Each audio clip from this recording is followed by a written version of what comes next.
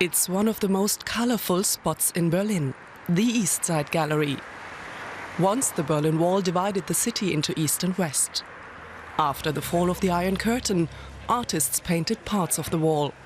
The result was the world's largest open-air gallery. The East Side Gallery is definitely one of the tourist hotspots in the German capital. An estimated 5,000 visitors come here every day to admire the colorful murals. The last thing one expects to see here are pictures from the civil war in Syria. But that is exactly what visitors currently see on the backside of the wall. Massive photos of the border city of Kobani in the north of Syria.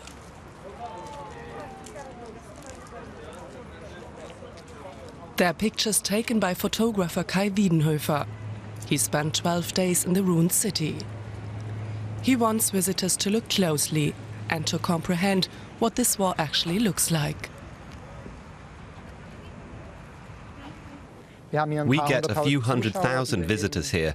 We just wouldn't have gotten this kind of mass exposure in another gallery, museum or institution. And it probably surprises many people because on the other side, perhaps you just see lots of funny pictures.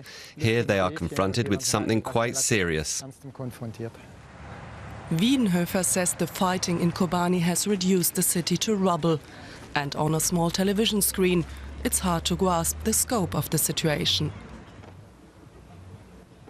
It's the dimension of the destruction. I'd just never seen it on this scale. Everything there really was completely razed to the ground.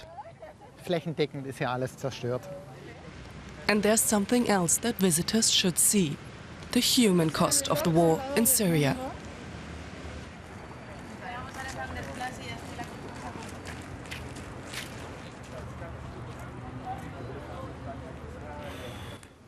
For me, it was about showing what's motivating Syrians to leave their country. I think the people injured in the war, and there are 1.5 million of them in Syria, along with the ruined cities, makes it somehow plain to see why people want to leave their homeland.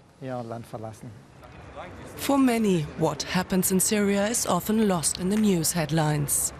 These photos are intended to provide a clearer picture of what is actually going on in the war-torn country. It's shocking. You don't really recognise the extent of the damage, the extent of the bombing and the effect that it has on individuals. It's really amazing, yeah. Just see all the stories of all these different people and like putting faces to numbers that I hear on the news. It's very sad. It's very sad. I wish it would stop. As the suffering in Syria continues, the haunting photos in Berlin offer a lasting reminder of the humanitarian catastrophe taking place.